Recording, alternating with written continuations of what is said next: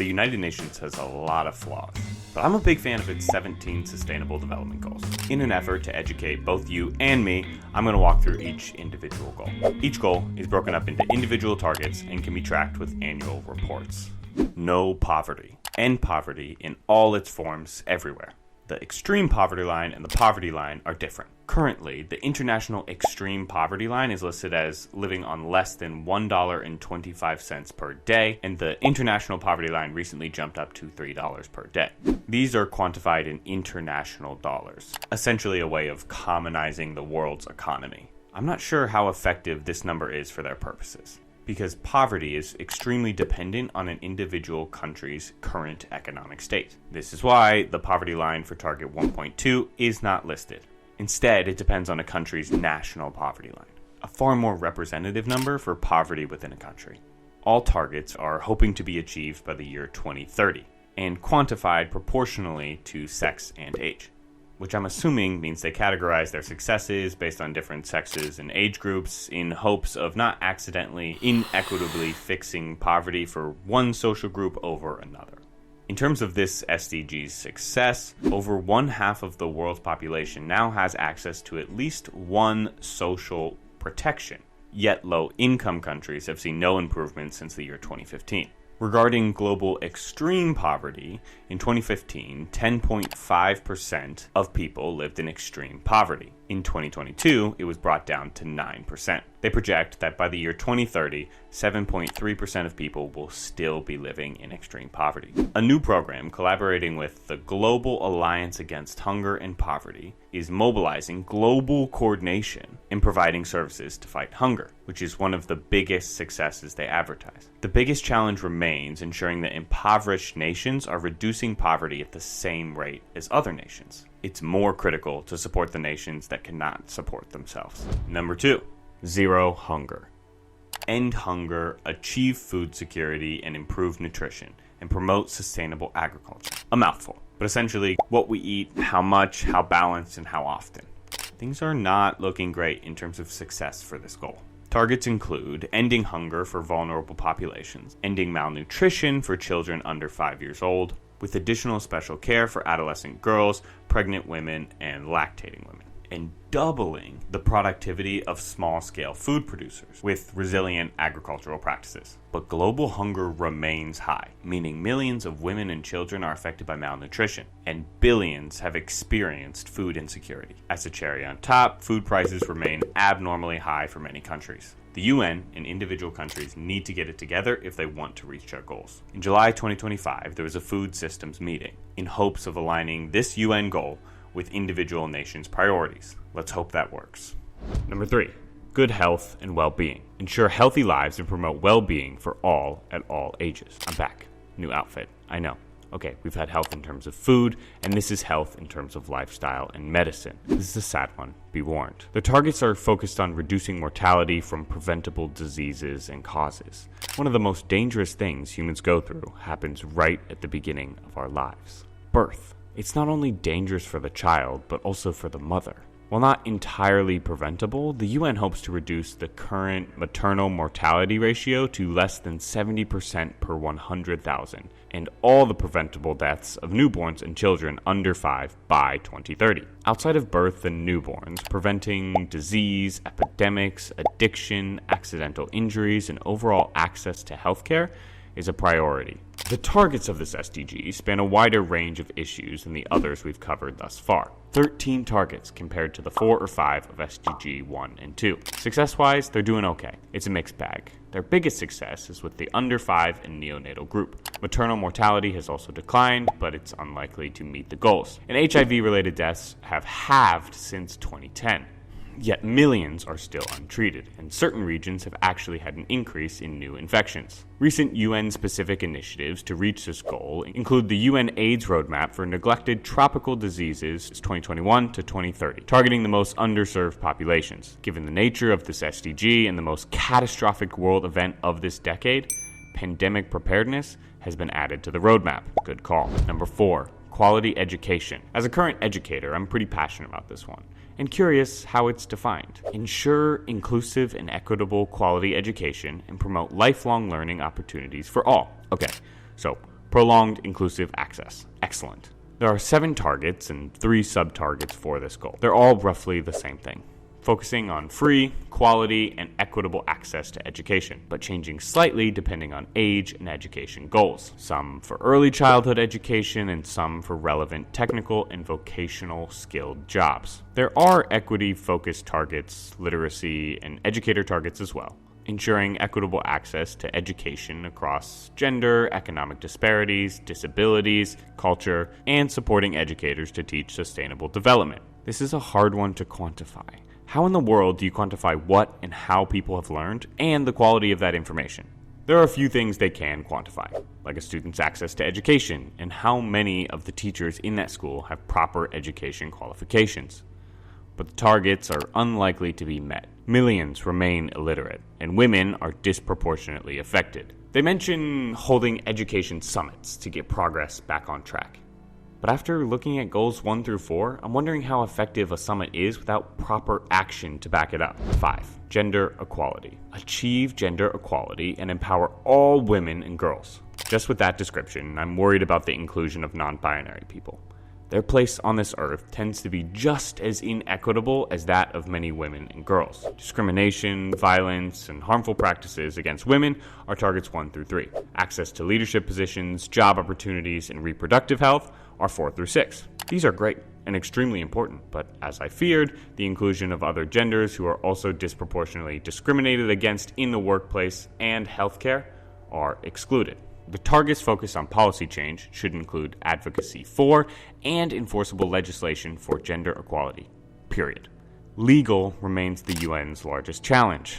I imagine convincing a nation to implement enforceable policies for equitable treatment is difficult when there are laws in place to actively discourage that exact action. Guess what? The UN has implemented a gender equality education plan to fast-track action for gender equality on behalf of all women and girls. These plans are a part of every SDG we've reviewed so far, and I'm not sure that action is helpful. Number 6, clean water and sanitation.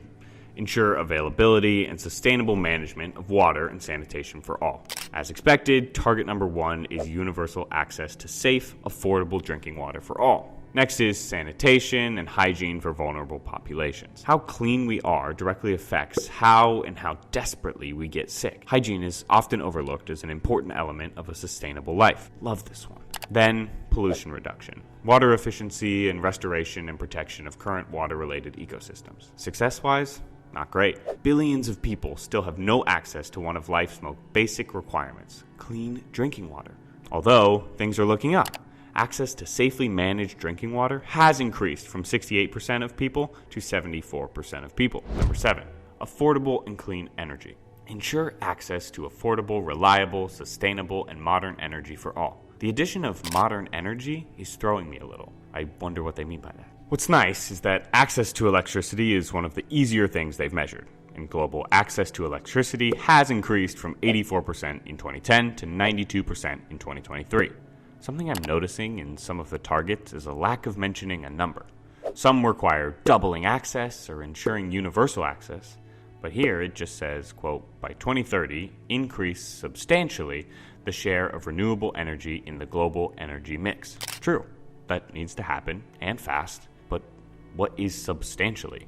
There are 3 main targets for this goal, and I think it's not too much to ask for a slightly more specific goal on converting renewable energy. Success-wise, great.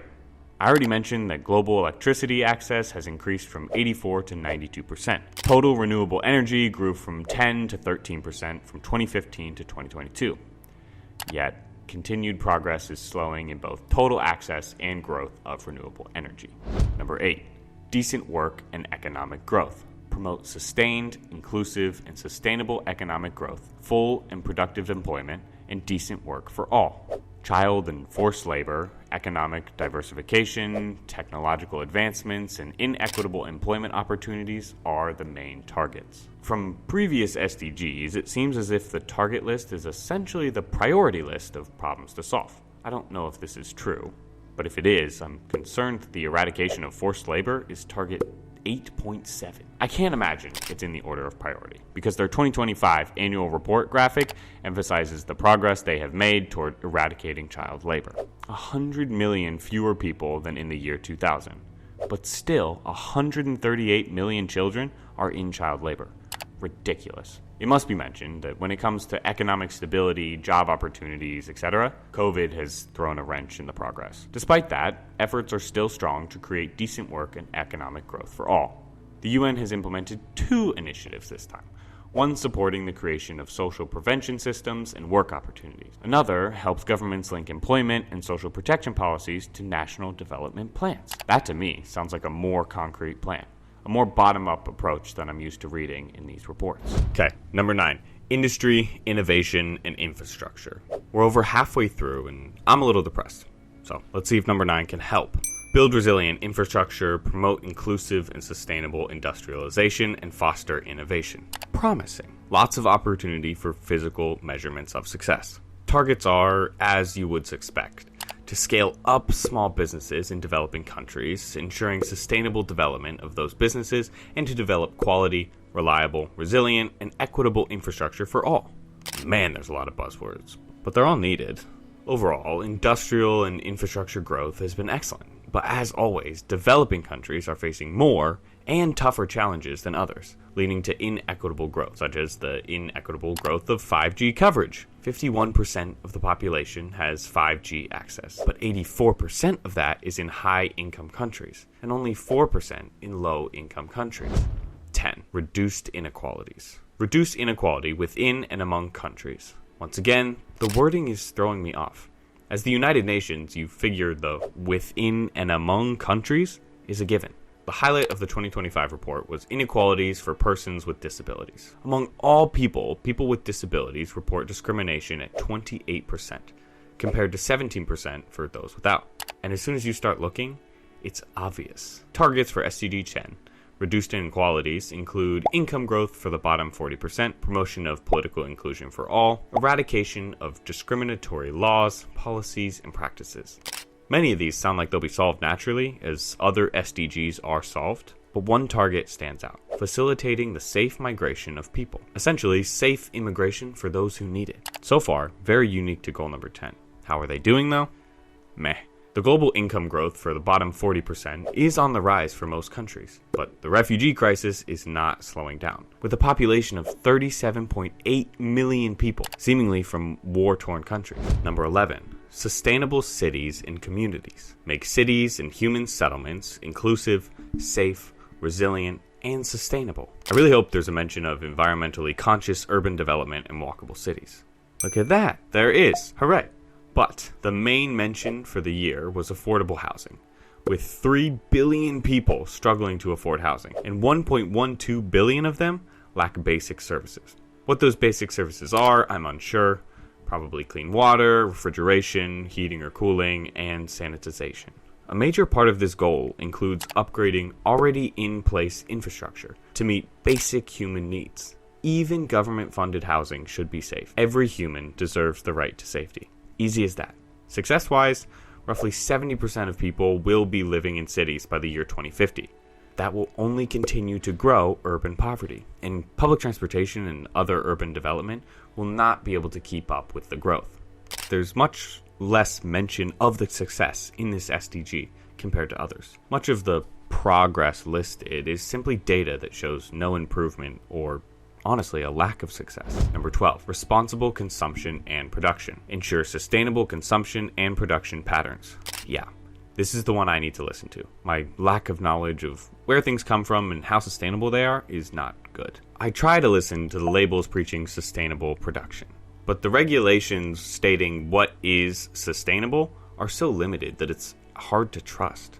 Food waste, one of the biggest greenhouse gas emitters. The 2025 report states 13% of food is lost along its supply chain, and 19% is wasted at the consumer level.